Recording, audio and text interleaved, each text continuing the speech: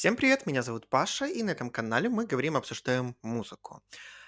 Билли Айлиш выпустила новый альбом, ну, почти. Билли Айлиш выпустила эпишку, а точнее 2 песни, и, наверное, кому-то может показаться странным, как эта эпишка может состоять из 2 песен.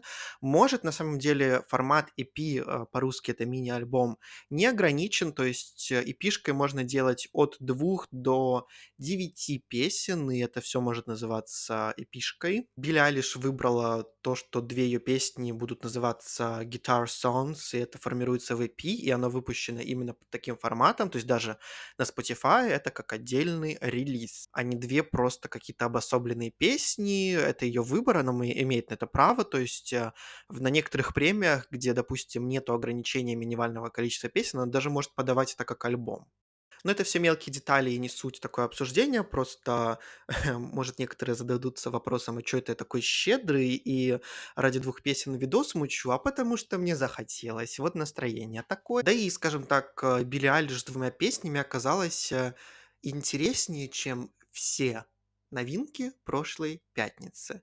Это включая альбомы Лиззо, Мейбл, Сабрины Карпентер, Джей Хоупа и всех остальных. И я не имею в виду, что там все те альбомы плохие, какие-то из них действительно плохие, какие-то нет. Обзор на Лизу у меня вышел, можете посмотреть. Но давайте вернемся к Билли Айлиш. Хочу я обсудить в коротком ролике эти 2 песни, поставить этому оценку, потому что это у нас как бы альбом. Почему и нет? Мой канал, делаю, что хочу. Значит, первая песня на этом альбоме называется "ТВ". Если вы читаете мой телеграм-канал Showbiz или следите за творчеством Билли Айлиш, то для вас эта песня не окажется новой, потому что Билли ее месяц, может, немножко больше назад исполняла вживую на одном из своих концертов. И это такая красивая гитара, ну, естественно, Guitar Songs. Это баллада про отношения. Там все там все перекликается с просмотром телевидения и том, как Билли рефлексирует на тему отношений, что она вот как в этом экране, когда люди смотрят, наблюдая за тем, как люди там предают друг друга, скандалят и вот что-то такое, как она забивает на своих друзей, потому что она вся в любви, у нее нет ни на кого больше времени. Это в целом красивая такая Билли Айлишевская стандартная баллада. Не могу сказать, что она какая-то супер выдающаяся. Вкусным моментом было то, что не зря Билли исполняла эту песню вживую, и теперь понятно, зачем ей это нужно было. Она просила толпу подпевать одну конкретную строчку, про "Baby, I'm the problem", и она это красиво вставила в песню, поэтому финал получается такой очень красивый, грандиозный, с поддержкой толпы. А вот вторая песня "The Theorist" уже намного поинтереснее, потому что Билли буквально сегодня же в интервью журналу рассказала о том, что что-то в ее жизни случилось 30 ноября, и это конкретная песня про конкретное событие, которое она просто не могла не выразить своими эмоциями как музыкант. И все думали, что это будет для следующего альбома. Она сегодня же хоп и выпустила эту песню, и, честно, я в восторге.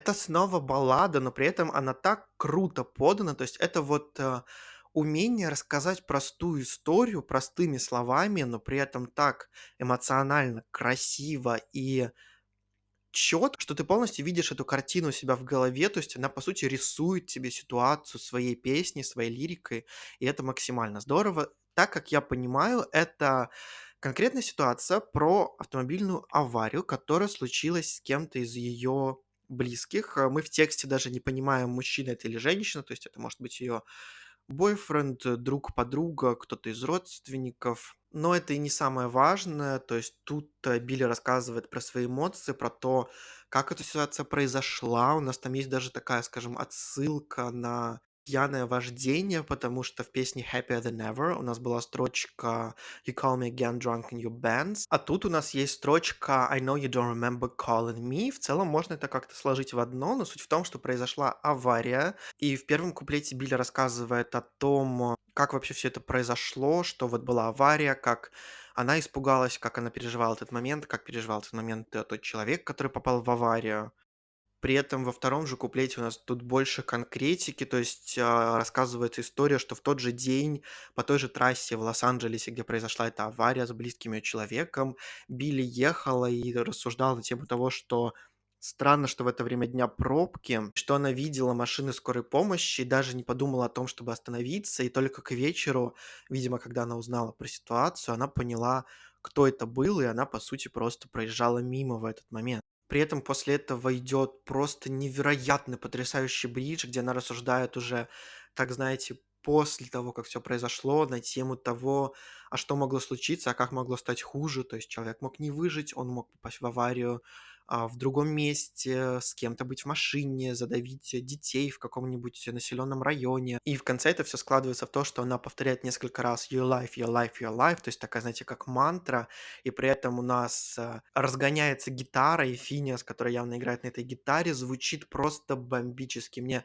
первые 5 прослушиваний снесло крышу. Я как раз просто был на шопинге, вышли эти 2 песни, я их успел много раз переслушать. То есть тут полностью такая, знаете, complete story, очень здорово написано, очень умно. Тут прямо можно, знаете, моментами сравнить с Lorde, которая тоже умеет очень, знаете, просто, но красиво описывать какие-то истории. И также такой интересный момент, что в песне в первых 2 припевах, Билли в конце заканчивала "So was I". То есть я тоже боялась, так же, как тот человек, который попал в аварию, но закончила песню она строчкой "So am I", то есть я боюсь даже сейчас. То есть она показывает то, как эта ситуация на неё повлияла, как она испугалась, что ее жизнь действительно изменилась. И я даже погуглил, так как бы есть дата, Билли даже назвала шоссе, на котором это произошло. Я погуглил, что там вообще могло случиться. Я нашел, что в 2020 в ту же дату случилась авария. Я оставлю даже ссылку на эту статью, если кому-то интересно вдруг сделать расследование, почитать. Естественно, никаких имен там нет и кто это был, но в целом, возможно, потому что дата, шоссе, даже время совпадает, потому что авария в той статье произошла где-то в 12 часов, и написано, что полосы были закрыты до 4, и это как раз вот то самое время, когда пробок обычно не бывает. И что я хочу сказать, это то, что мне очень нравится то, что Билли, походу, поняла, чего от нее хотели критики, чего от нее хочет часть аудитории. Это такие фолково-роковые баллады с таким легким намеком на какой-то немножко такой панк нулевых. Ну, понятно, что его тут не слышно особо, но в тексте это есть. И в меня это вселяет надежду, что со следующим альбомом Билли может это все вот сложить в кучку. И если тут мы получили такие песни только под гитарку простые, то уже с продакшеном сделать что-то действительно здоровское.